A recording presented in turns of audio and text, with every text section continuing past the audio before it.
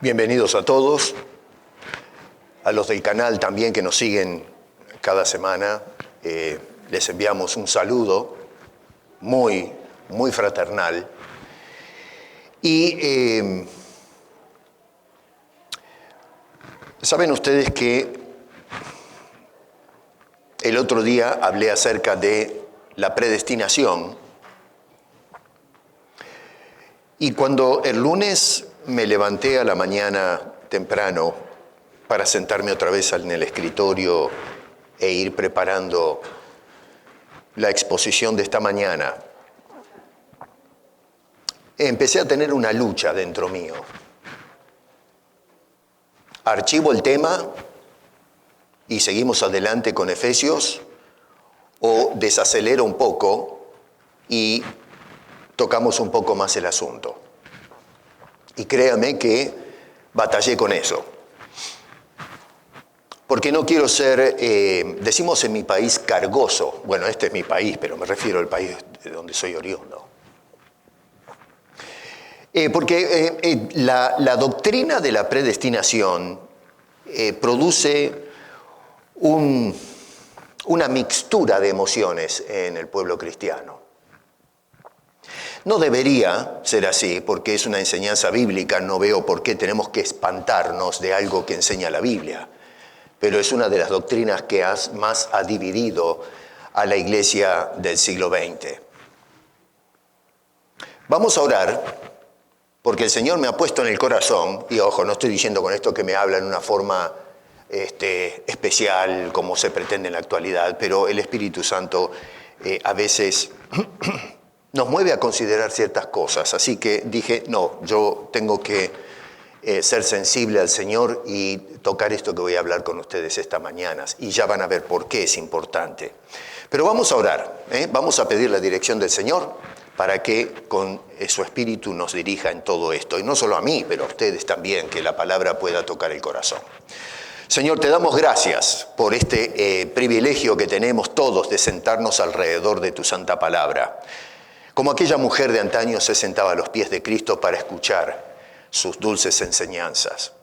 Por favor, háblanos al corazón, pero especialmente para animarnos a seguir adelante hasta el día que vengas por nosotros. Nos ponemos a tus pies para escuchar atentamente lo que tienes que decirnos al corazón. Oramos humildemente en el nombre de Cristo Jesús. Amén.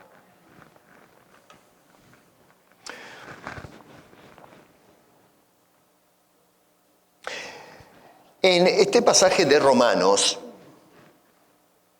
voy a tratar de corregir algunas conclusiones equivocadas que se ha hecho y se está haciendo. Préstenme mucha atención. El otro día les indiqué que este tema demanda mucho tecnicismo. Tenemos que meternos en la lengua original, porque precisamente por agarrarnos solamente de la traducción y encima de usar la traducción manejar mal el español, porque acá lo que tenemos también es un problema, no hay nada malo en la traducción, el problema es que hoy hemos perdido comprensión de nuestra lengua hispana. Yo hace muchos años que vivo en Canadá y a veces se nos van mezclando un poco las palabras en inglés, en español, y en fin, nos vamos confundiendo un poco, pero es importante ser precisos con nuestro lenguaje para captar correctamente las ideas, no leer cualquier cosa y agarrar lo que nos parece. El apóstol Pablo, escribiendo a los Romanos, dice estas palabras en el capítulo 8, versos 28 al 30. Preste mucha atención lo que nos dice el apóstol. Y sabemos que a los que aman a Dios, todas las cosas les ayudan a bien. Esto es, a los que conforme a su propósito son llamados. Porque a los que antes conoció, ojo con los tiempos verbales, también los predestinó para que fuesen hechos conformes a la imagen de su Hijo, para que Él sea el primogénito entre muchos hermanos. Y a los que predestinó, a estos también llamó. Y a los que llamó, a estos también justificó. Y a los que justificó, a estos también glorificó. Déjeme decirle esto para empezar, para estorbar ahí su comodidad intelectual en esto. Pablo no está hablando de predestinación. El gol de Pablo no es hablar de la predestinación. Está tocando el tema de la predestinación. Pero el objetivo de Pablo no es hacer una disertación acerca de la predestinación. Voy a mostrarles que es otra cosa donde apunta el apóstol Pablo. Y la predestinación es algo que está dentro de ese tema a donde apunta el apóstol Pablo. Lo que yo observo en la actualidad es que hemos desplazado el tema a donde apunta el apóstol Pablo, y lo que hacemos con este texto es sentarnos y decir, Pablo acá lo que enseña es la doctrina de la predestinación. Que sí la enseña, ojo. No enseña cómo es el proceso de la predestinación, pero la menciona. Pero el objetivo no es dar una cátedra acerca de predestinación, es otra cosa. Présteme mucha atención y va a ver por qué le digo esto y por qué es importante entenderlo si realmente le vamos a sacar, el néctar a esto que dice el apóstol Pablo por inspiración divina. Repasemos un poco. Estamos en esta serie que he comenzado hablando de lo que Pablo dice o demanda de la iglesia cuando escribe a los Efesios. El versículo, digamos, lema que estamos utilizando y que engloba toda esta serie es Efesios capítulo 5, verso 15, cuando este hombre dice, mirad pues con diligencia cómo andéis, no como necios, sino como sabios. El apóstol Pablo lo que quiere, repito, y no me canso de insistir en esto, movido por el Espíritu de Dios, quiere ver una iglesia que se comporte, una iglesia que en este mundo se conduzca de una manera sabia y no de una manera insensata, como los necios del mundo. ¿Cuáles son las bases de ese andar cristiano? Bueno, yéndonos al inicio de la carta a los Efesios, hemos visto en las semanas anteriores que una de esas bases o principios del andar cristiano, capítulo 1, verso 3, es el hecho que Dios nos haya bendecido con toda bendición espiritual. La segunda cosa, verso 4 del capítulo 1, es el hecho de habernos escogido desde antes de la fundación del mundo. Y esto le genera un dolor de cabeza tremendo a mucha gente, no sé por qué. Pero ahí tenemos a Pablo diciendo que hemos sido elegidos o escogidos, ya les indiqué que la palabra es lo mismo, desde antes que Dios creara todas las cosas. Esto, en fin, genera una cantidad de preguntas, de interrogantes que es difícil responder. Pero el hecho de que no tengamos todas las respuestas en cuanto al tema de la elección no significa que debemos descartarla, porque está en la Escritura. Y tercero, el hecho de haber sido predestinados, dice el apóstol Pablo en el versículo 5. Dice, en amor habiéndonos predestinados para ser adoptados hijos suyos. Estaba escuchando a un comentarista que se está haciendo muy popular, es un hombre joven, y que no está de acuerdo con el planteamiento tradicional que se hace en cuanto a la doctrina de la predestinación. Contrariamente a otros comentaristas que son muy virulentos contra la doctrina, encuentro, sin embargo, que este joven, y es por eso que lo he escuchado varias veces, es muy respetuoso. Y es un poco atípico eso en la actualidad, porque cuando tratamos de hablar de doctrinas, los cristianos tienen la tendencia de arrojarse cascotes. en lugar de sentarse al diálogo con Biblias abiertas. Este joven, no voy a dar el nombre porque yo no estoy interesado en atacar personas. Estamos analizando ideas, conclusiones. Me parece una persona excepcional, muy inteligente. Es un hombre que ha estudiado en el seminario, ha estado en debates con otras personas de su misma línea o la línea contraria, y he notado eso, que es muy respetuoso, muy considerado y muy inteligente.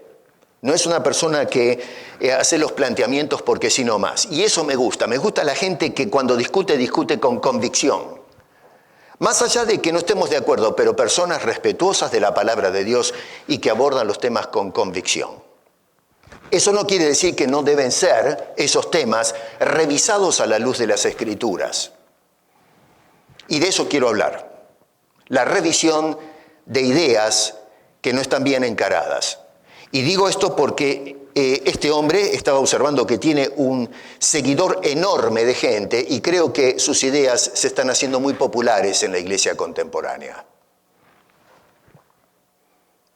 Él dice textualmente lo siguiente haciendo un comentario acerca de Romanos capítulo 8, estos versos que acabo de leer. Textualmente dice, ¿qué significa en realidad la predestinación en la Biblia?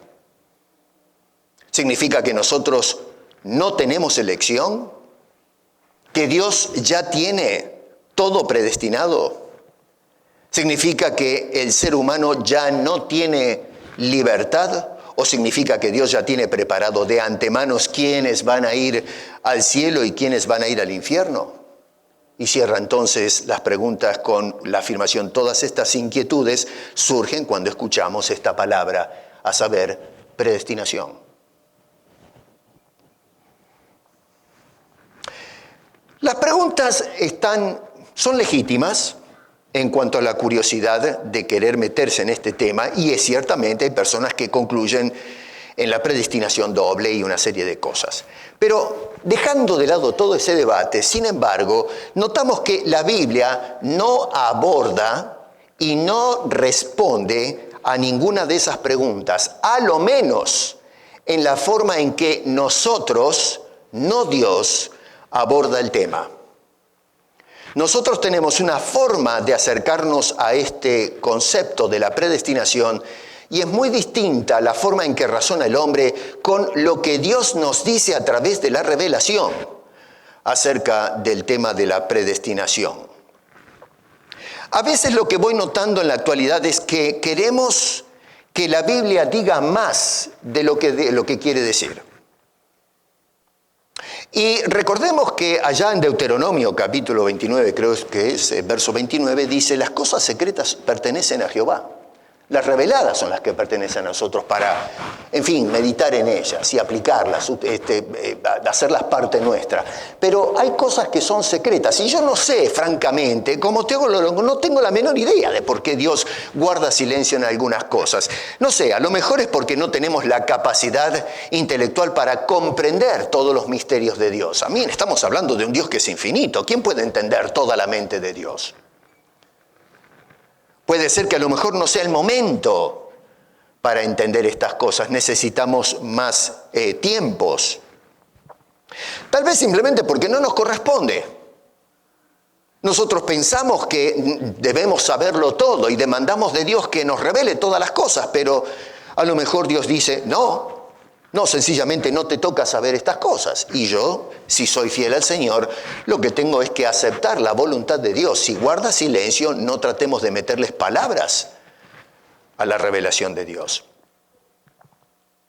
En cuanto al apóstol San Pablo, cuando leemos ese versículo 30 y 31, los dos versos donde se menciona la predestinación, lo que me llama la atención es que Pablo nos quiere llevar a una sola conclusión, y no es la doctrina de la predestinación. Y la conclusión la van a encontrar en el verso 31. Noten que Pablo dice allí, verso 31, ¿qué pues diremos a esto? La pregunta es, ¿de qué habla Pablo cuando hace esa pregunta? Está diciendo, a ver, ¿a qué conclusión llegamos? Cuando dice allí, a ver, ¿qué pues diremos a esto? ¿A dónde llegamos con esto? Se está refiriendo a lo que acaba de decir en los versos 28 al 30. Entonces, en relación a eso, ¿qué pues diremos?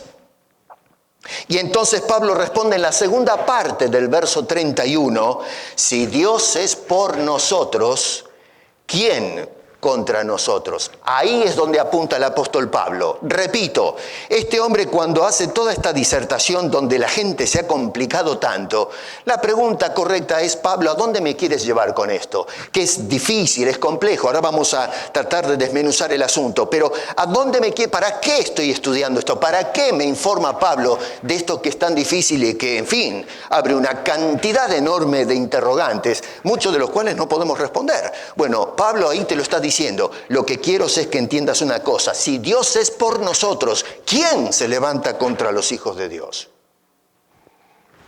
Y luego va a afirmar con más referencia lo que acaba de decir allí en el verso 31, allá en el verso 37, donde dice este hombre, antes en todas estas cosas, esas cosas de las que menciona son los problemas que encara el cristiano en la vida, persecución y una serie de cosas que están en los versos en el medio. Dice, somos más que vencedores por medio de aquel que nos amó. Qué hermosas palabras. ¿Cómo se animan los cristianos cuando están pasando por problemas y desánimos y escuchan, hacen eco esas palabras del apóstol Pablo a nuestros corazones? Ese es el punto que quiere estresar Pablo. Pablo no se sentó para complicarnos la vida con la doctrina de la predestinación, que nos matemos la iglesia, que se divida la iglesia para discutir acerca de este asunto. Pablo, otra vez, no hace lo que hacen los comentaristas, que interpretan de una manera la doctrina de la predestinación para que respalde sus presuposiciones teológicas, o la escuela a la que pertenece, la escuela de pensamiento me refiero. Pablo no estaba pensando en los futuros arminianos o calvinistas y dentro de estas escuelas a ver a qué banda pertenecemos, ni siquiera le subía a la cabeza. Estas son cosas que ya les dije el otro día, sucedieron 15 siglos más adelante. Pero Pablo, inspirado por el Señor, nos quiere llevar a esta verdad, a esta revelación. Así que Pablo no está interesado en dar una disertación académica o teológica acerca de la predestinación, sino de un Dios a quien le interesamos, de un Dios que está atento, de un Dios que nos asiste, que está allí para ayudarnos mientras vamos de travesía por esta vida, como hijos de Dios. Contextualmente, el apóstol Pablo nos habla de una creación, el mundo creado, que por causa del pecado está gimiendo. Nos dicen los versos anteriores. Siempre tenemos que mirar de dónde vienen las ideas. Y Pablo menciona, lógico, hay mucho más que dice este señor capítulo 8, pero para, en fin, abreviar un poco, atomizar las ideas. Este hombre dice, la creación está clamando, lógicamente que la creación no tiene voz para hablar, pero es una hipérbole, ¿no es cierto? Está diciendo que la creación gime por su liberación. Noten ustedes ahí, en el versículo 21 dice, para la libertad gloriosa de los hijos de Dios. Este mundo está cansado del desastre que hizo el pecado. Luego en el verso 23, síganme con sus Biblias, dice que también nosotros, no solo la creación, sino nosotros gemimos esperando la adopción. ¿Qué quiere decir Pablo con eso de esperamos la adopción? Bueno, te lo responde en la segunda parte, en la última cláusula. Dice allí la redención de nuestro cuerpo. Así que no hace falta darle mucho al tornillo, ahí están las ideas. El otro día hablé, una cosa es explicar a Pablo y otra cosa es interpretar a Pablo. ¿Se acuerdan de eso? Lo vimos la semana pasada. Lo que estamos haciendo es dándole demasiada rosca al tornillo y queremos interpretar o reinterpretar a Pablo en lugar de explicar lo que Pablo dice. Y eso es por eso es que hacemos unos líos tremendos. Ahora, no se trata de, en este caso, la redención de nuestras almas, porque nos está hablando a los creyentes y ya fueron redimidos en Cristo. Noten que está específicamente hablando de la redención ahora de nuestros cuerpos. Es decir, está mirando hacia adelante. está mirando hacia el futuro. En el verso 25, noten que este hombre nos hace la invitación de continuar esperando ese día de la redención de nuestros cuerpos, con paciencia para ese día. Mientras esperamos, el Espíritu Santo nos asiste en nuestras oraciones. Tal es así que si son imperfectas, nos sirve de intérprete delante de Dios. Él es el que acomoda lo que hay en la intención del corazón de aquella persona que clama al Señor. Es algo muy hermoso esto, porque a veces hay gente que dice, no sé cómo orar. No te preocupes. Hay que aprender a orar, lógicamente, hay que estudiar las Escrituras para orar bíblicamente, pero tampoco es un asunto que hasta que no aprendas la teología de la oración se cierra la persiana, no puedes hablar con tu Dios. No, al contrario, el Espíritu Santo en nosotros ahora nos hace de intérpretes e interpreta nuestras oraciones delante del Señor. Y luego, verso 26, nos asegura que las oraciones van a llegar a la presencia del Señor. Macanudo, pero ¿y qué de las adversidades mientras nosotros esperamos ese gran día? Porque, a ver, ese asunto de que si tú aceptas a Cristo, se te van a solucionar todos los problemas. Ese es el mensaje contemporáneo. Acérquese a Cristo, que acá le solucionamos todos los dramas. No, la vida cristiana, insisto en esto, Jesús decía, en el mundo tendréis aflicción. Bueno, macanudo. Pablo nos apunta hacia el futuro, dice que tengamos esperanza, que oremos, pero ¿y qué mientras tanto? ¿Qué hacemos con la vida mientras encaramos los problemas de todos los días? Ahí es donde entra el verso 28, donde este hombre dice, y sabemos que a los que aman a Dios, todas las cosas les ayudan a bien, esto es, a los que conforme a su propósito son llamados. Así que, fíjese qué interesante, podemos más o menos bosquejar las ideas del apóstol Pablo de la siguiente manera. Mientras nosotros esperamos en esa redención de nuestros cuerpos, que es mirando hacia el futuro, este hombre nos habla de, número 1, el clamor de los creyentes, versículo 23. Número 2, nos habla de la esperanza del creyente, verso 25. Nos habla de la oración del creyente, versículo 26. Y entonces cierra la idea con el socorro del creyente en el versículo 28. Y la conclusión de ese eslabón de ideas dice, verso 31, ¿qué pues diremos a todo esto? Si Dios es por nosotros, ¿quién contra nosotros? Y verso 37 dice este hombre, antes en todas estas cosas, los dramas de la vida, somos más que vencedores por medio de aquel que nos amó. ¿Se van dando cuenta cómo se va hilando la idea? La gente lo único que ve en estos versículos es predestinación. Y Pablo lo que ve es a Dios diciendo, aquí estoy para ayudarte. Temas diferentes, observación diferente, interpretación diferente. Ahora, en los versos 29 al 30, acá vamos a meternos en el meollo del lío. Pablo hace un cambio de perspectiva que muchas veces noto que se pasa por alto. En lugar de Pablo mirar al futuro, como hizo en los versos que acabo de leer, es decir, la redención de nuestros cuerpos, y en lugar de mirar el ahora, como menciona en el verso 28, donde Dios nos ayuda en el presente en todas nuestras vicisitudes, ahora cambia la perspectiva y dirige la mirada hacia atrás. Al pasado, lo que Dios hizo. Y acá yo tengo mis reservas con esto de mencionar la palabra pasado, porque cuando metemos a Dios en la ecuación del tiempo, es un asunto bastante difícil, porque no podemos meter, Dios interviene en el tiempo, pero a la vez trasciende el tiempo. Así que este es un tema muy difícil. ¿Cómo metemos a Dios en el tiempo? Dios está fuera del tiempo, pero a la vez es un Dios inmanente que ha intervenido en el tiempo. Del momento que creó las cosas comienza el tiempo de las cosas, pero Dios no tiene tiempo. No podemos pensar en Dios de ayer o de hoy o del futuro. Es el Dios de siempre, el Dios de ahora, el Dios que es, no que fue o que será, simplemente es.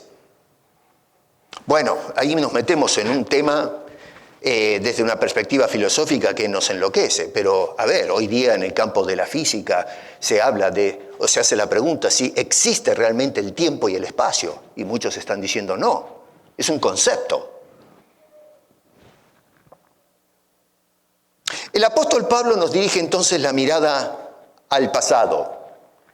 Y en un sentido dice este hombre en el verso 28, todas las cosas nos ayudan a bien mientras pasamos por problemas. Pero la pregunta es, ¿qué garantía o qué seguridad tenemos de la afirmación que hace el apóstol Pablo en el verso 28? ¿Qué garantía tengo yo que Dios me va a ayudar hoy o que me va a ir bien en medio de las dificultades que encaro durante el peregrinar de nuestras vidas por esta realidad hacia aquel futuro glorioso que nos espera?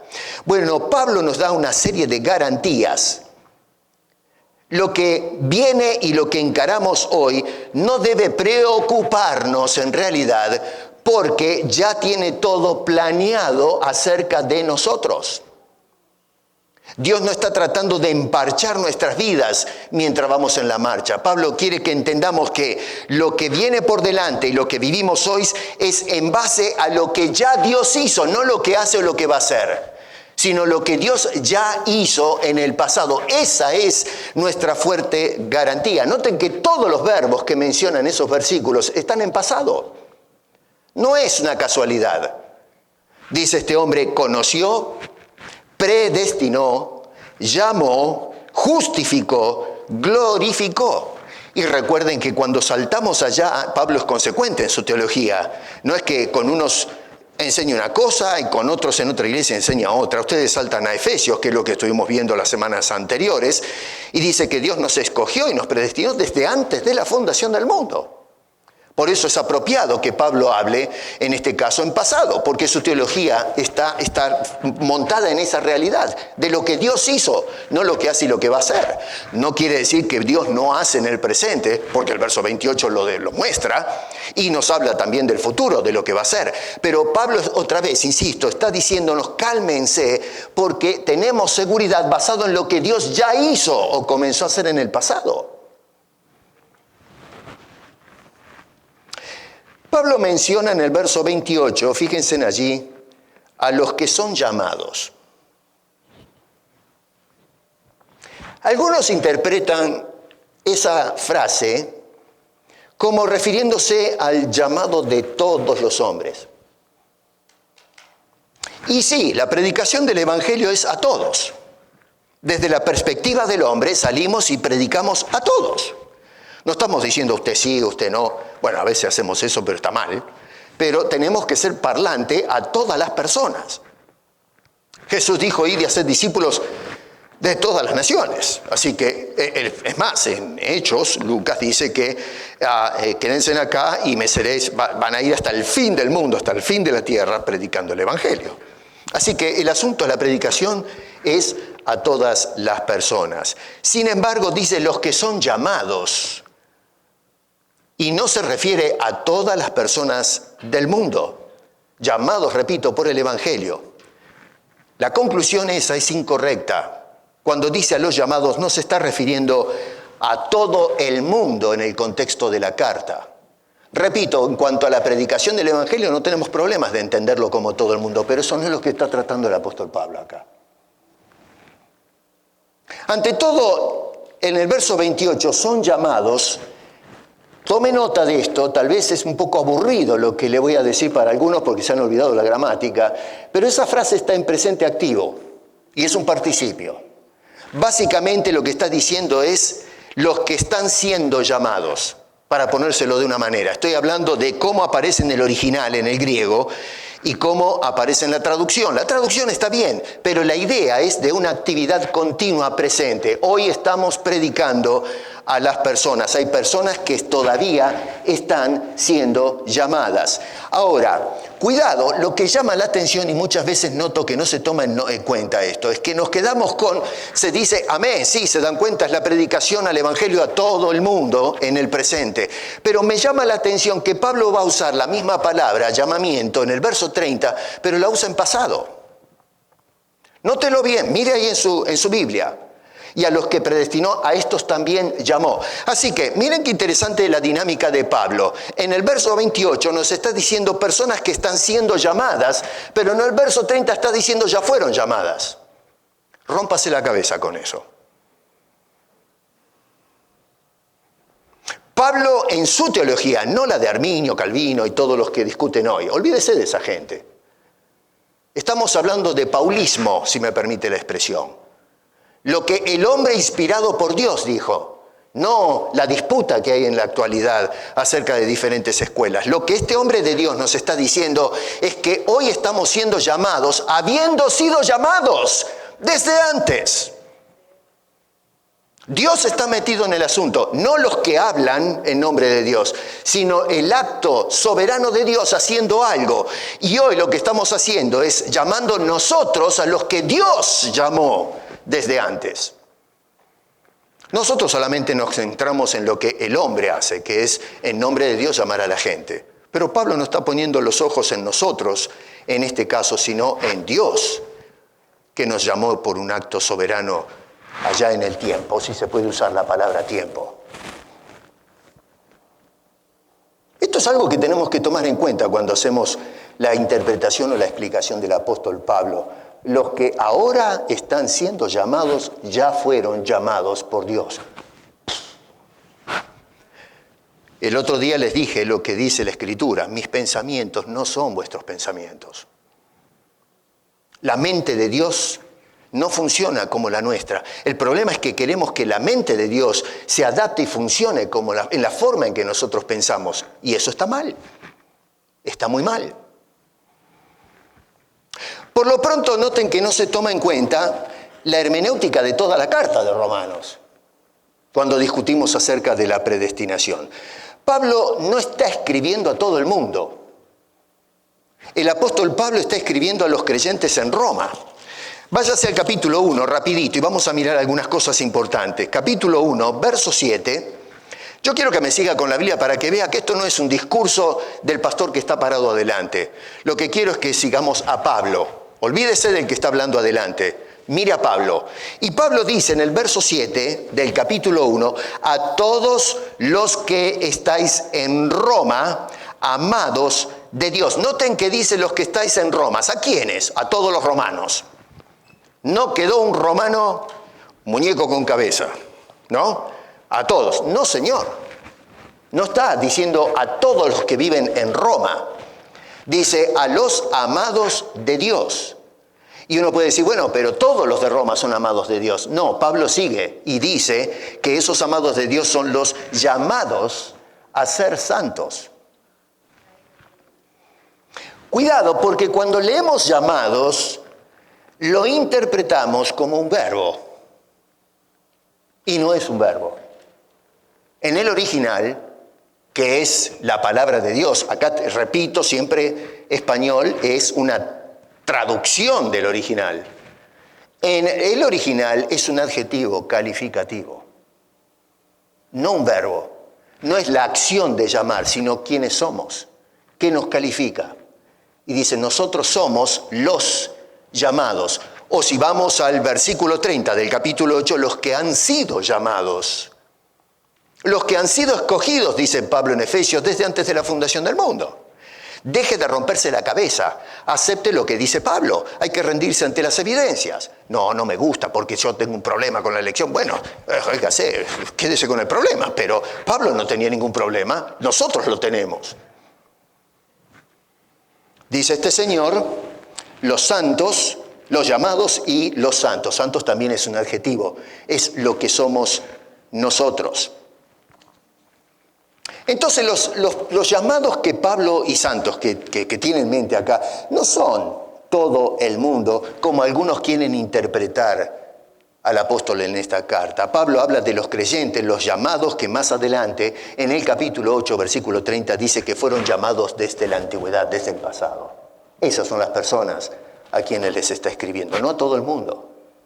Es más, cuando leemos el Nuevo Testamento, las cartas, todas las cartas, a veces decimos, son las cartas de Pablo al mundo, de Pedro, de Juan, de Judas y qué sé yo. Ninguna carta es enviada al mundo, es enviada a las iglesias, para que las iglesias sean enviadas al mundo. Nosotros no entendemos bien la hermenéutica del Nuevo Testamento. Las cartas todas son para la iglesia, para edificar, instruir a la iglesia, de tal manera que podamos ser buenos testigos de Cristo al mundo, mediante la palabra y mediante la conducta, que seamos consecuentes. Por eso Pablo dice, mirad con diligencia cómo andéis, no como necios, sino como sabios. ¿A quién le está escribiendo? ¿Al mundo? No. En el capítulo 4, verso 17 de Efesios dice, ya no andéis como los otros gentiles en el mundo.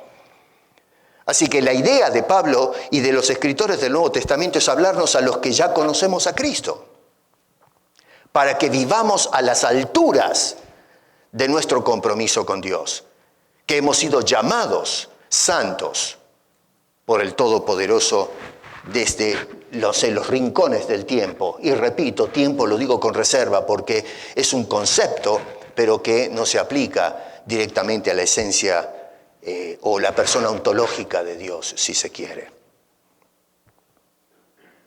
Si Pablo habla de la gente del mundo, contrariamente a estos de Roma, que eran los llamados y escogidos, hablan los términos más duros.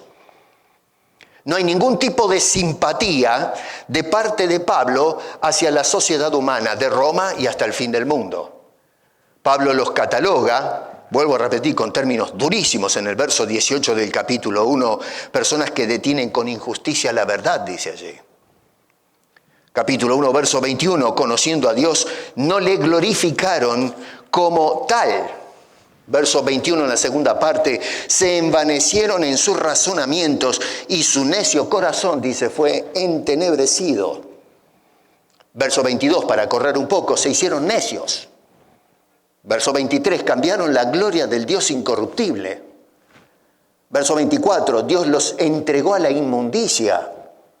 25, cambiaron la verdad de Dios por la mentira. Verso 26, Dios los entregó a pasiones vergonzosas. Verso 28, en la segunda parte, Dios los entregó a una mente reprobada. ¿Se dio cuenta usted que, mire bien esto, 3 veces dice que Dios entregó a las personas? Aparece, por ejemplo, en el verso 24, Dios los entregó a la inmundicia. Verso 26, Dios los entregó a pasiones vergonzosas. Y verso 28 dice, Dios los entregó a una mente reprobada. En esas 3 instancias se usa la palabra paradidomi, desechar. Nosotros tenemos un problema cuando miramos a Dios desechando. Pablo no tiene problemas. Ahí está haciendo una acusación y diciendo, Dios 3 veces, no 1 ni 2, 3 veces. Pablo hace eco de lo que dijo al principio. Dios desecha a estas personas. Y ojo, la palabra significa, paradidome, quiere decir desechar, dejar a un lado. Otra vez, así se traduce como entregó. No, pero ¿cómo Dios desechando o entregando? Bueno, usted no lo quiere aceptar, pero eso es lo que dice Pablo. Inspirado por Dios. No interesa que a usted no le gusta interpretar a Pablo en esos términos. Y vuelvo a repetir, si lo hubiese dicho una sola vez, podríamos discutir, en fin. No está bien, pero lo hacemos. Pero cuando 3 veces repite la palabra, apuntando a aquel que no conoce a Cristo, que Dios desechó, abandonó a estas personas. No hay otra manera de interpretar ese término paradidomi. Me refiero al término original, al término griego. Y luego este hombre continúa en el verso 29, ya en una forma más general, estando atestados de toda injusticia, fornicación, perversidad, avaricia, maldad, llenos de envidia, homicidios, contiendas, engaños y malignidades, murmuradores, detractores, aborrecedores de Dios, injuriosos, soberbios, altivos, inventores de males, desobedientes a los padres, necios, desleales, sin afecto natural, implacables, sin misericordia, quienes habiendo entendido juicios de Dios, que los que practican tales cosas son dignos de muerte, no solo hacen todo eso, dice, sino que también se complacen con los que las practican.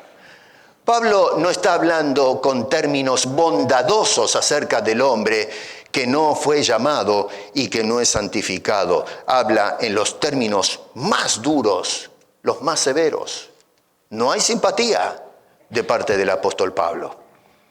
En el capítulo 2, Pablo ahora dirige la atención al judío. ¿Por qué? Porque el judío, el fanfarrón religioso, consideraba que, bueno, los gentiles, ¿qué querés? Son una manga de piojosos, están mordidos por el pecado por todos lados, y le dan un aplauso puestos de pie al apóstol Pablo diciendo, vamos Pablo todavía, Estamos de acuerdo contigo. Nosotros los judíos estamos fenómenos porque somos el pueblo elegido, andamos bárbaro. El hecho de que seamos Israel, ya está todo. No importa cómo vivamos, somos de Israel, estamos todos salvos. Y Pablo dice, paren ahí un poco, señores.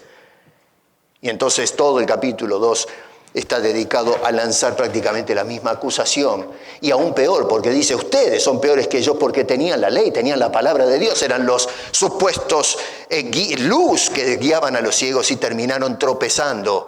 Igual o peor que ellos todavía. Y entonces el apóstol Pablo va a cerrar todo el asunto en un veredicto global que aparece ahí en el capítulo 3, verso 9, cuando dice, todos están bajo pecado, judíos y gentiles, no se salva nadie. No dice algunos, todos, todas las personas, todo ser humano que pasa por esa época y en el tiempo, todos están bajo pecado.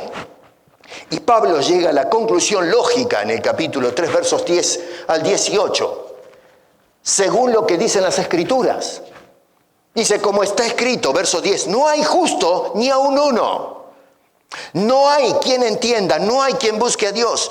Yo me sorprendo cuando hoy hay un gremio de personas que insisten que la gracia de Dios activa para la salvación, pero todavía a pesar de la corrupción del hombre por causa del pecado, existe un vestigio en el hombre que cuando se le predica el evangelio responde.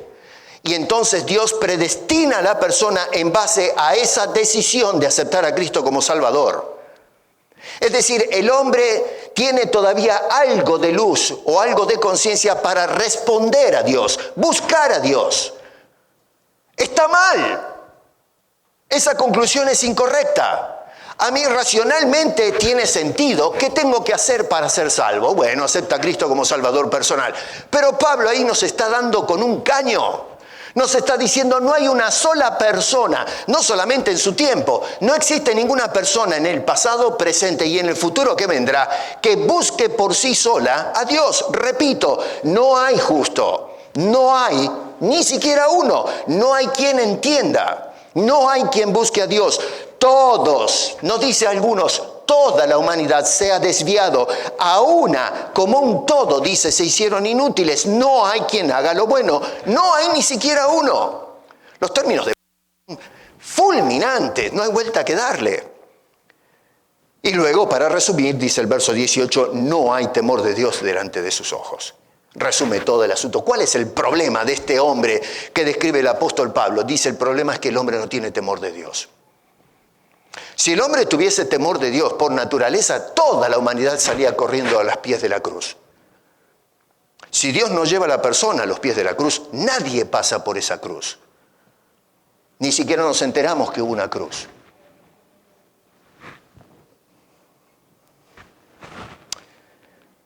La sociedad evangélica arminiana, y digo esto con respeto, no en una forma despectiva, interpreta, esto es algo que me sorprende, interpreta estos versículos que acabo de leerle, desde el verso 10 al 18, como hablando de los judíos. Son los judíos los que no buscaron a Dios. Usted se va a la página de ellos y ahí va a encontrar una descripción. Y lo hace justamente porque si siguen la exégesis del texto, terminan entonces reconociendo lo que dice el texto. Pero el problema es que torpedea toda su plataforma doctrinal o teológica. Entonces, acá en este caso no habla de todo el mundo, sino que habla exclusivamente de los judíos. Pero eso no es correcto. En el verso 9, el apóstol Pablo, que introduce la idea, dice, todos, judíos y gentiles, están bajo pecado. Así que cuando dice, como está escrito, se está refiriendo a los judíos y gentiles del verso 9. Pero esta gente lo que hace es arrancar el verso 9 y empezar con el verso 10 diciendo, esto se aplica a los judíos, no a los gentiles. Estás usando mal la Biblia. Eso es deshonestidad con la palabra de Dios. Está hablando de todos los hombres. Empezó en el capítulo 1 denunciando a los gentiles, los que no son judíos, y continuó en el capítulo 2 haciendo la denuncia a aquel arrogante que dice, nosotros estamos afuera porque somos el pueblo electo, y Dios dice, a ti también, todos. Y es por eso que se llega a la conclusión lógica del verso 23, por cuanto todos pecaron, no dice los judíos, sino todos, es decir, verso 9, los gentiles y los judíos, o judíos y gentiles, dice, todos están bajo pecado y como consecuencia destituidos, dice allí, de la gloria de Dios. Es impresionante, tremendo, es una conclusión que nos lleva a la desesperación. Pero entonces dice en el verso 24, y esto es lo hermoso de la gracia de Dios, siendo justificados gratuitamente por su gracia, no por tu decisión, su gracia, mediante la redención que es en Cristo Jesús.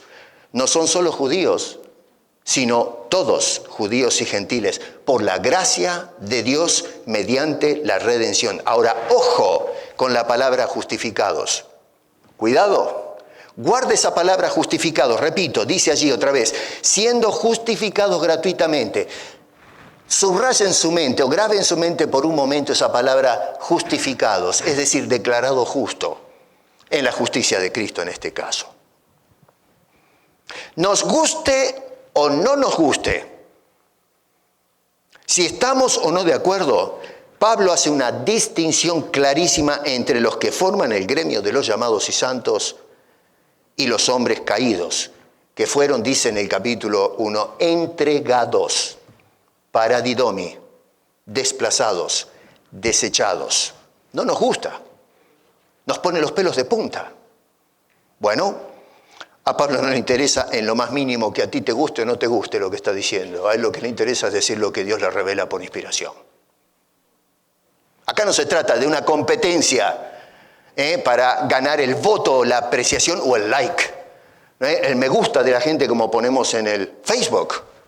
Pablo no está buscando la aprobación nuestra, no está buscando la aprobación de las escuelas teológicas, que le den un aplauso. No le importa eso, lo que le importa es que escuchemos el Evangelio para salvación y los que somos salvos que nos animemos porque Dios está con nosotros. Ese es el mensaje que escribe a los romanos. A los judíos les encantaba escuchar cuando Pablo hablaba de estas cosas porque pensaban que eran los judíos, pero cuando les tocaba a los judíos no les gustaba ni medio lo que estaba diciendo, porque sabían muy bien que ellos quedaban afuera con los demás. Por lo tanto, rechazaban la doctrina de Pablo, que incluía la predestinación. Vuélvase al capítulo 8, por favor. Pablo en el verso 28 dice dos cosas. Sígame con su Biblia. Y si no la tienen, mire con el de al lado, pero miren esto. Verso 28, hay quienes están siendo llamados. ¿Estamos de acuerdo? Eso es lo que dice allí. Los que están siendo llamados. Si seguimos la gramática fiel, presente activo, es un participio, la acción de estar llamando. Pero están siendo llamados, dice, no conforme al propósito de la iglesia o los creyentes, sino conforme al propósito de Dios, en la segunda parte. Sí, leemos, pero no leemos contextualmente todas las ideas. Pablo dice, están hoy siendo llamados según el propósito de Dios. El propósito es de Dios, no nuestro propósito. Si nosotros tenemos un propósito, tiene que ser el propósito de Dios, ser los instrumentos que llevan a cabo el propósito de Dios. Dios nos usa como parlantes para el llamamiento general de aquellos que Dios llamó desde antes, en forma particular. Es el propósito de Dios. La palabra propósito es exactamente la misma que utiliza Pablo en el capítulo 1, verso 11, en la segunda parte de Efesios. Prótesis. Ya vimos esa palabra el otro día, ¿no es cierto? Es decir, nos habla de intención, de finalidad, de motivo, el plan de Dios, el objetivo de Dios, es lo que nos decía el apóstol Pablo en el capítulo 1, según los propósitos de aquel que hace todas las cosas, en fin, ¿no? Hablábamos en el versículo 1, habiéndonos predestinados según los propósitos de aquel, hablando de Dios. No se trata de la intención tuya o del hombre. ¿Entiendes esto? La intención es de Dios, siempre fue de Dios. Tú eres creyente porque esa fue la intención de Dios, no tu intención. No es que un día te levantaste y dijiste, bueno, hoy tengo la intención de ir a la iglesia a convertirme a Cristo. No, tú piensas que es así porque no entendemos qué es lo que está pasando dentro. Algo sucedió en nosotros que el día anterior, cuando nos acostamos, no nos importaba ni medio Jesús. Pero te levantaste y dijiste, yo voy a ir a la iglesia a entregarme a Cristo. ¿Qué pasó mientras dormías? ¿Qué pasó en esas horas? No es que se te prendió el foco, es que Dios hizo algo que había determinado desde antes. Ahora, la pregunta es, ¿por qué a estos que según el propósito de Dios están siendo llamados, las cosas ahora les ayudan a bien? ¿Por qué? ¿Por qué a nosotros los que conocemos a Cristo, a pesar de todos los dramas que encaramos en la vida, sin embargo, Pablo tiene la seguridad tremenda de que todo nos va a ayudar a bien, va a llegar a buenos puertos? A ver, ¿cuál es la garantía? Bueno, Pablo lo responde en los versos 29 y 30, iniciando con un ¿por qué? Otra vez, la pregunta para salir con el porqué del verso 30, haciendo la exégesis acá, es ¿por qué Dios, todas las cosas nos ayudan a bien? Bueno, porque a los que antes conoció, también los predestinó para que fuesen hechos conforme a la imagen de su Hijo, etcétera, ¿no es cierto? Vamos a mirar un poquito cada una de esas declaraciones. Número 1 dice a los que conoció desde antes. Eso quiere decir a los que desde antes conoció, ¿no? Conoció antes. La palabra original es prognosco. Una palabra que ha dado muchísimo de qué hablar. Prognosco. Algunos interpretan esta palabrita como conocer y luego le insertan a esa palabra conocer la idea de que significa Dios conoció desde antes. ¿Qué cosa? Las decisiones de las criaturas libres que tomarían una decisión en el tiempo. ¿Me siguen con esto? Presten mucha atención. Pablo dice a los que conoció. Macanudo, se preguntan ¿a quién conoció? Y entonces le metemos una idea que no aparece en el texto, La traemos de afuera. Bueno, conoció las decisiones de la criatura libre. Del hombre libre, libre arbitrio, libre albedrío, el hombre que libremente va a escoger en el tiempo su decisión de aceptar a Cristo. ¿Dónde está eso? Eso es una idea que le metimos al texto, pero no lo está diciendo el apóstol Pablo. Las personas que plantean esta idea no se dan cuenta que están proclamando la doble predestinación. Usted dirá, ¿pero cómo puede ser eso? Hacen este tipo de conclusiones para atacar la supuesta doctrina de la predestinación, que es un extremo de, vamos a decir, la escuela calvinista, que son los que les interesa más este asunto. Pero para no complicarles la vida a los que no están metidos con esos términos, es simplemente un grupo de personas que dicen estamos en contra de la doble predestinación y caen en la trampa de la doble predestinación. Déjenme que se lo ejemplifique. Tenemos aquí a este hermano que yo conozco antes de que él nazca, que en el futuro él va a aceptar a Cristo, por lo tanto lo conozco y lo predestino en el tiempo. Lo voy a predestinar a ser un hijo. Pero acá tenemos al otro que yo sé desde el tiempo que esta persona no va a aceptar a Cristo, por lo tanto no lo voy a predestinar. Bueno, mi querido amigo, ya están predestinados los dos. Porque si yo sé que esta persona va a aceptar a Cristo, su destino es Cristo. Y si yo sé que este señor va a rechazar a Cristo, su destino está en el infierno, no hay manera de cambiarlo. Porque si este señor decide en el tiempo rechazar a Cristo y este hombre aceptar a Cristo, entonces yo no conocía nada. ¿Me se dan cuenta? Si yo tengo el previo conocimiento de que algo va a suceder, tiene que suceder indefectiblemente. Por lo tanto, los dos están predestinados. por lógica, hacer lo que yo conozco que van a hacer y no pueden hacer otra cosa. Así que no me vengan con este cuento chino y todo este revoltijo que hacen de razonamientos sofistas donde queremos de alguna manera zafar de la lógica obvia. Bien digo, que caemos en la doble predestinación. ¿Estoy yo de acuerdo con la doble predestinación? No estoy hablando de eso, estoy hablando de cómo se contradicen aquellos que quieren atentar contra lo que nos está enseñando el apóstol Pablo.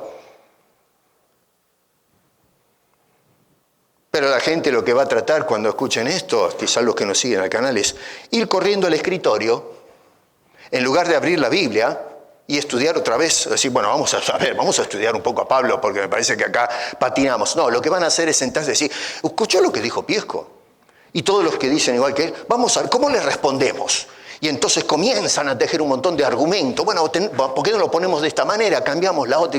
Con el propósito de meternos de prepo la idea de que Pablo dice que Dios conoció de antemano las elecciones de aquellos que lo iban a aceptar y caemos en la misma cosa. Sino que le vamos a cambiar la fraseología para meternos de prepo algo que no es lo que Pablo quiso enseñar a la iglesia. Somos cabezaduras, testarudos, obstinados.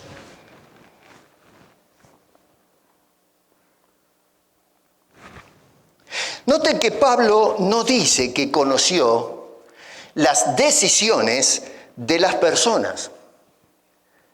La pregunta es, ¿qué conoció Dios? Dios conoció a las personas. ¿Lo ve usted eso?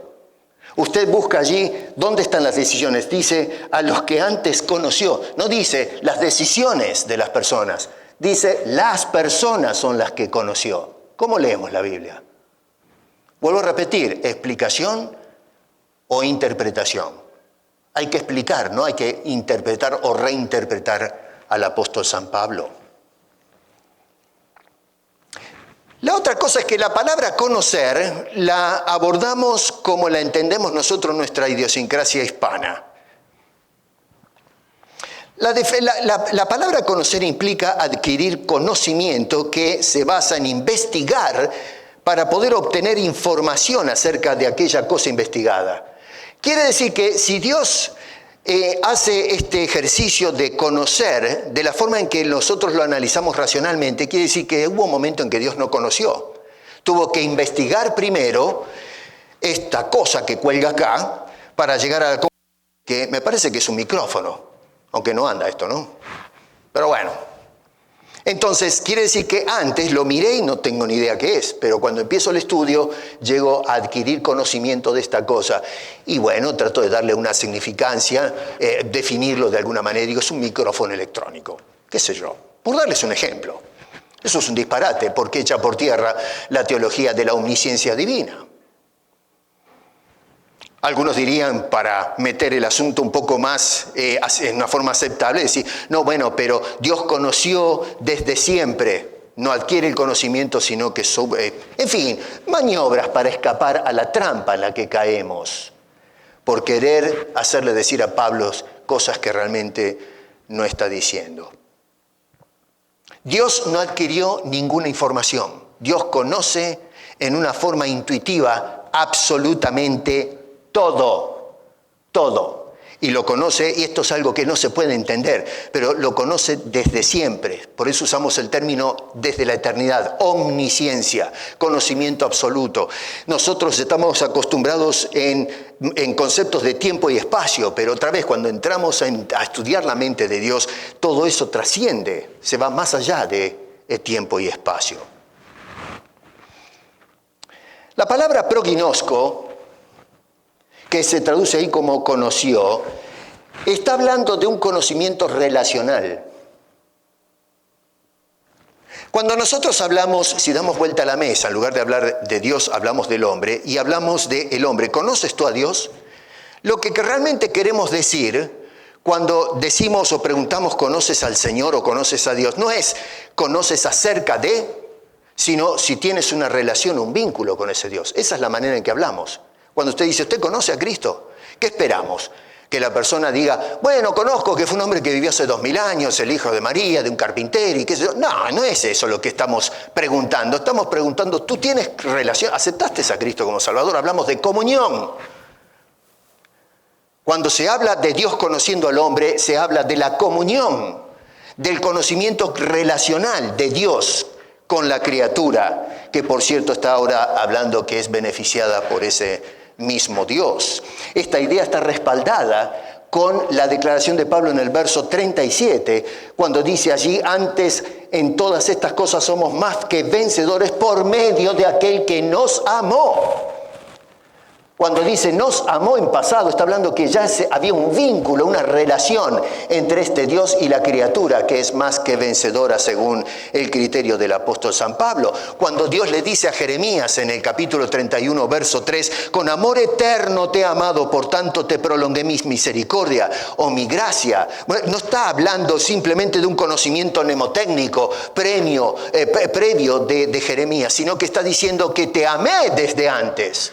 La relación que teníamos entre ambos era una relación amorosa de Dios hacia Jeremías. Jeremías todavía no existe, pero Dios ya amaba. Dice, con amor eterno te amé, no que te empecé a amar ahora. Es algo tremendo eso. Entonces, las cosas nos ayudan a bien ¿a quiénes? A los que Dios conoció desde antes.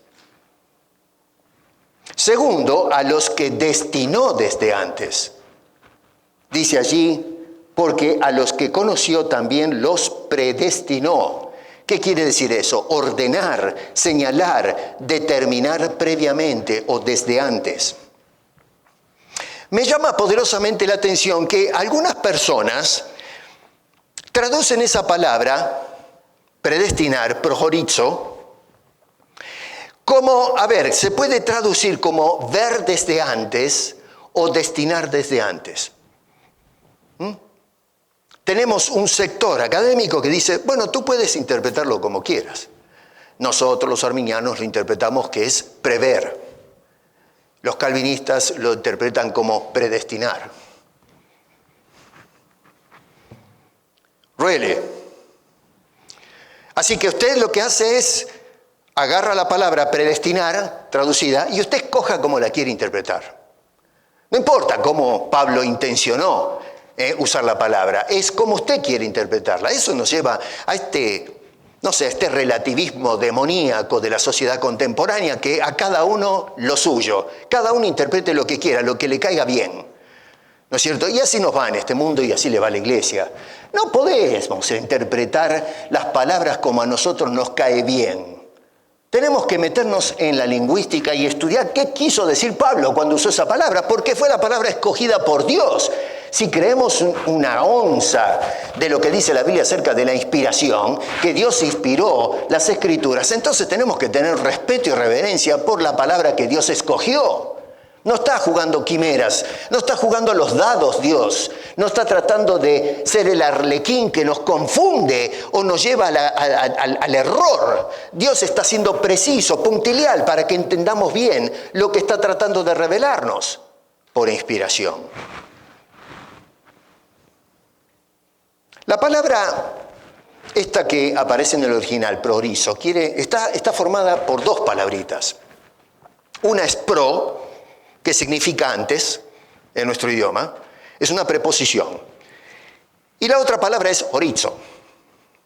Y esa palabra quiere decir destinar.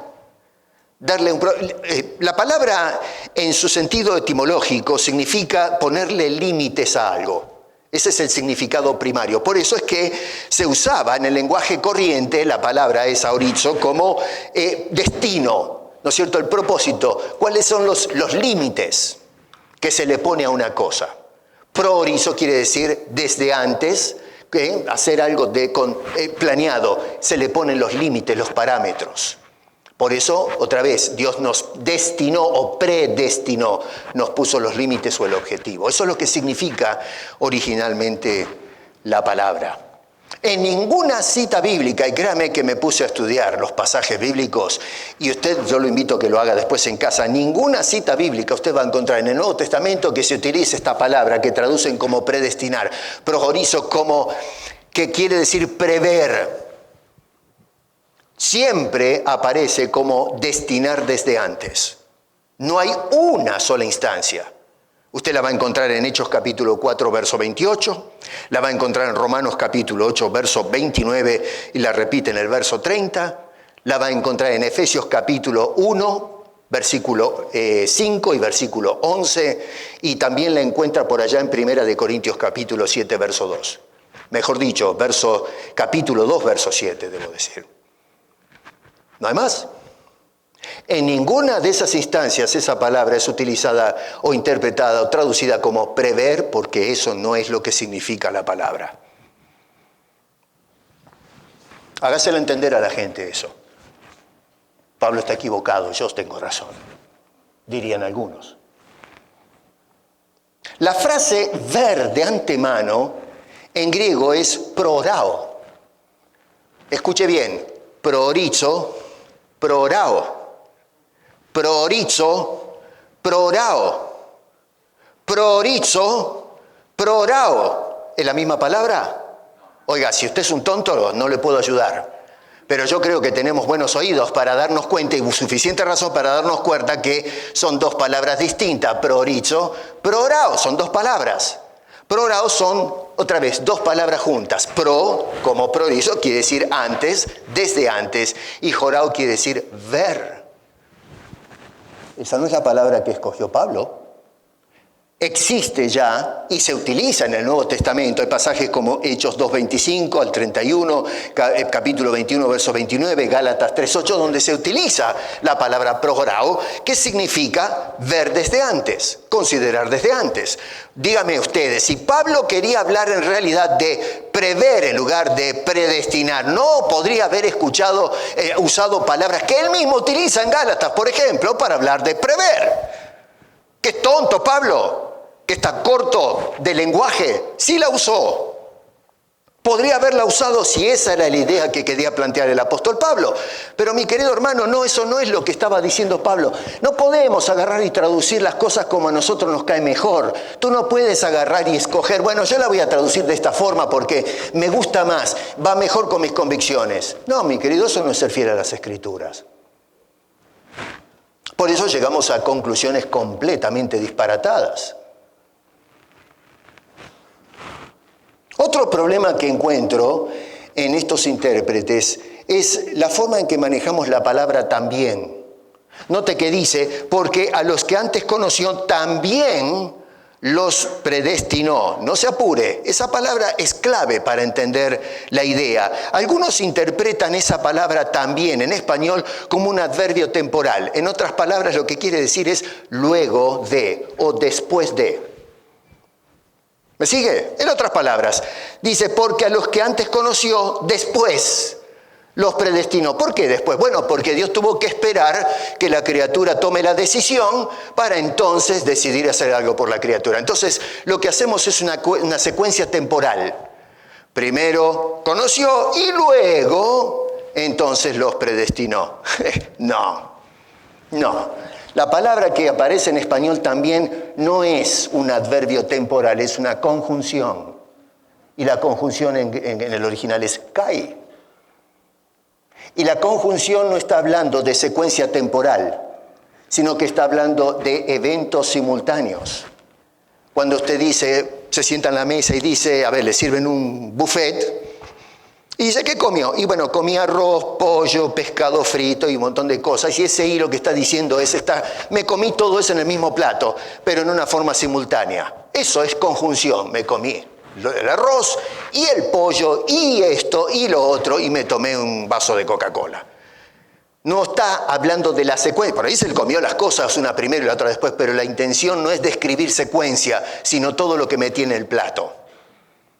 En este caso la conjunción no habla de secuencia temporal. Esto vino primero, lo otro después. No, está hablando de que todo esto sucedió en el pasado. Por eso usa los verbos en pasado. Es algo que Dios hizo y que garantiza nuestra confianza hoy en nuestro Dios y confianza en lo que Dios promete para el futuro.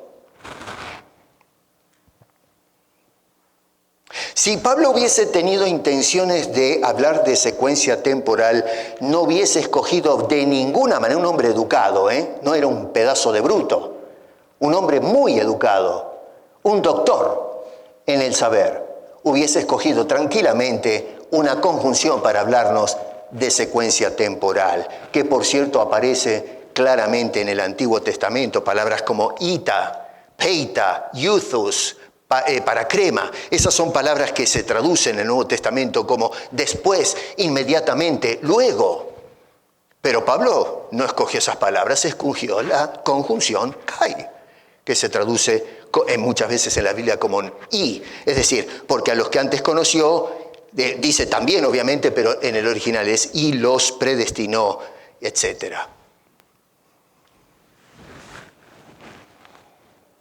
Dice un comentarista, Dios predestinó el propósito de las personas. No, Señor.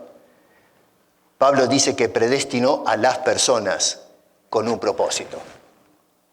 ¿Se dan cuenta el lío? O sea, para salirse del asunto lógico al que nos lleva el texto es, no, Dios está predestinando las decisiones que van a tomar las personas. No. Dios destinó a esa persona con un propósito, y es el propósito de Dios, no de la persona. Vean el verso 28, esto es a los que conforme a su propósito son llamados. ¿Qué propósito mío? Es el de Dios.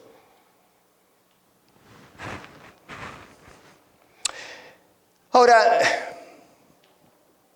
el verso 28 dice a los que conforme a su propósito son llamados. Dios, se van dando cuenta que no predestinó cosas o decisiones, sino que Dios predestinó la vida de cada uno de nosotros. Uno puede decir, bueno, pero ¿y qué pasó con los que no predestinó? ¿Qué sé yo? Pablo no está hablando de eso. ¿Para qué metemos eso en la discusión si Pablo no está hablando de eso? Si la Biblia guarda silencio en eso, no metas ideas al texto. Deja que el texto te hable, no le hables tú al texto. Después discutamos, filosofemos un poco, sentémonos a discutir de posibilidades, pero nunca negando la Escritura. No, es que llegamos a la conclusión de que me parece que es injusto esto, por lo tanto vamos a cambiar la interpretación bíblica. Pero señores, por favor. Luego dice las cosas que ayudan a bien, entonces a los que conoció, a los que predestinó, y luego dice a los que llamó, verso 30. El mismo uso de la conjunción que acabo de mencionar, que aparece en todas esas declaraciones. No para hablar de secuencia, repito, insisto y no me canso de subrayar esto, no hay secuencia temporal, sino un acto conjunto. Todo esto hizo Dios. Y lo mismo sucede con la conjunción que une a justificación y glorificación. Les dije que guarden en sus cabezas una palabra. ¿Cuál era esa palabra? ¿Se acuerdan? ¿Cuál es? Justificados. ¿No es cierto? Ahí en el capítulo 3, verso 24, dice, siendo justificados. Ahora, mira la teología de Pablo, porque aquí está diciendo que fuimos justificados. Cuando habla de siendo justificados, decimos ahora, pero mira lo que dice Pablo, dice justificados desde antes. Nosotros leemos un versículo y decimos, acá está, él está hablando de la justificación ahora. O leemos justificados en este versículo sin mirar el contexto. Pero tenemos que hacer la hermenéutica de toda la carta, de toda la idea de Pablo, englobar todo lo que escribe. No de agarrar y escoger esto y aquello para construir un rompecabezas, que me gusta. No, Señor. La teología de Pablo es, sí, estamos siendo justificados, pero ese acto ya lo hizo desde antes, incluso de haber pisado este mundo. Están los misterios y la soberanía y majestad de Dios, que nos justificó ya, aunque todavía no existimos, desde antes de la fundación del mundo. Es una cosa extraordinaria. Y noten ustedes que cuando habla de glorificación, que es la transformación de nuestros cuerpos, según dicen los versículos 23 en adelante, nos habla que se van a redimir nuestros cuerpos, eso es la glorificación. Está hablando del futuro, pero resulta que ahora está hablando que ya se hizo en el pasado. Es una cosa impresionante. Ya estamos glorificados. Pero si todavía no llegamos, pero el propósito de Dios ya está determinado. Todo esto se sintetiza en una sola palabra. Propósito. Plan. Verso 28. Y noten que no dice propósitos en plural. Si hablamos que Dios hizo, primero nos conoció, luego nos predestinó, luego nos justificó, nos glorificó, los propósitos son estos, habernos llamado, habernos justificado. No, está en singular. El propósito es la obra, no las obras. Es la obra, envuelve todo esto. Las características del propósito de Dios en singular. Lo que Pablo trata de decirnos acá es que el propósito de Dios lo planteó desde el pasado. No lo está haciendo ahora. No lo va a hacer mañana. Ya está sellado. ¿Y para qué? Para que nosotros seamos hechos conforme a la imagen de Cristo y aún para la redención de nuestros cuerpos, dice este gran hombre de Dios. Y entonces, ¿qué preocupación podemos tener nosotros hoy en el presente? Estamos todos los días rompiéndonos la cabeza, diciendo, Señor, ¿cómo hago para hacerle frente a mis problemas? Pablo está diciendo todo esto para que dejes de amargarte la vida, para que confíes en Dios. Esa es la conclusión que resalta. Sí, Pablo no diserta acerca de la predestinación. Él está pasando por la predestinación para llevarte a la conclusión. ¿Qué es lo que pues diremos a esto? Que si Dios es por nosotros, porque si desde el pasado, mi querido, ya tiene todo arreglado, metido en el cajón, entonces ¿para qué te preocupas? Si Dios es por nosotros, ¿quién contra nosotros? No solamente, fíjense, en su propósito está determinado en el hecho de habernos conocido, predestinado, llamado, justificado, sino que dice en el verso 32, el que no escatimonia a su propio Hijo, sino que lo entregó por todos nosotros, ¿cómo no nos dará también con Él todas las cosas? Está diciendo, pero muchachos, a ver, si Dios hizo todo esto en el ayer, en el pasado, y encima en el tiempo nos dio a Jesucristo, ¿qué tienes que preocuparte? ¿Crees que Dios no tiene el rostro puesto favorablemente hacia ti? Pablo nos está dando una inyección de ánimo en medio de los problemas, las cuestas arriba, todas las circunstancias que a veces nos quitan el gozo. Por eso dice este hombre allí que todas las cosas ayudan a bien a los que aman a Dios. Y verso 37 dice, antes en todas estas cosas somos más que vencedores por medio de aquel que nos amó. A eso apunta el apóstol Pablo con esos versículos, no apunta a la predestinación. Apunta a la confianza que tenemos en un Dios que está presente, que nos llamó, nos conoció, nos llamó, nos predestinó, nos glorificó, nos justificó, en fin, todo lo que dice este hombre de Dios. Tenemos la garantía en lo que Dios decidió, el propósito de Dios en el pasado, y la garantía en que envió a su Hijo a morir por nosotros. Por eso podemos andar seguros, sin miedo. Y entonces Pablo culmina diciendo, por lo cual estoy seguro, y ese por lo cual es al fin de cuentas. Estoy seguro. ¿Estás tú seguro, hermano? Pablo estaba seguro. No de la predestinación y que eso, no, estoy seguro de esto. Dice que estoy seguro de que ni la muerte, ni la vida, ni ángeles, ni principados, ni potestades, ni lo presente, ni lo porvenir, ni lo alto, ni lo profundo, ni ninguna otra cosa creada nos podrá separar del amor de Dios que es en Cristo Jesús, Señor nuestro. Qué palabras preciosas de ánimo. A veces queremos tirar la toalla, no doy más. Esto está difícil, la vida es complicada, se me hace cuesta arriba. Y nos olvidamos que tenemos un Dios que prometió su presencia mientras esperamos ese día glorioso. Y que todo el plan de Dios ya está trazado, que estamos caminando en medio de esas adversidades. En el contexto Pablo habla, ¿no es cierto?, de un montón de problemas. Léalo en casa, después todo el texto. Y habla de cómo este hombre sufrió naufragios y una cantidad de cosas. Y en medio de todo eso encontró el placer de confiar en Dios. Y decir, somos más que vencedores. Para cerrar, ahora sí, dice Pablo en Efesios, bendito sea el Dios y Padre de nuestro Señor Jesucristo, que nos bendijo con toda bendición espiritual en los lugares celestiales en Cristo, según nos escogió en Él antes de la fundación del mundo, para que fuésemos hechos santos y sin mancha delante de Él. En amor, habiéndonos predestinados para ser adoptados hijos suyos por medio de Jesucristo, según el puro afecto de su voluntad, para alabanza de la gloria de su gracia, con la cual nos hizo aceptos en el amado. Cobra ánimo, hermano. No bajes la guardia. No te rindas. La vida es dura. En el mundo tendréis aflicción, persecución, enfermedades, problemas en el trabajo, problemas en la escuela, los deberes y tantas cosas. No aflojes, no tires la toalla, sigue adelante, porque toda la obra de Dios está garantizada en el tiempo y para el futuro. En Cristo ya estamos glorificados. Por eso el apóstol Pablo dice entonces, mirad pues con diligencia cómo andéis, no como necios, sino como sabios.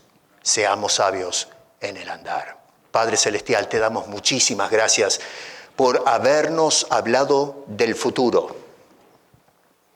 Gemimos, oh Señor, siendo salvos en aquel día que redimas nuestros cuerpos.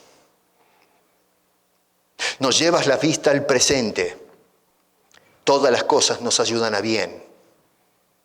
Pero entonces la garantía está en el pasado. Lo que tú has planeado, tus propósitos, tu diseño, Señor.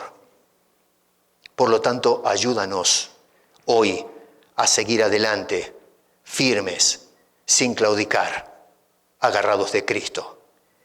Y aquellas personas que todavía no han caído a los pies de la cruz del bendito Salvador, te imploro, Señor, te ruego que por tu Espíritu Santo toques su corazón, para que pueda esta persona abrir su corazón y su mente y sus ojos a la gloria de Cristo, a través de la cual fue escogido para vida eterna. Y Señor, esperamos ese gran día. Escucha nuestro clamor, que elevamos con acción de gracias, en el nombre de Cristo Jesús. Amén.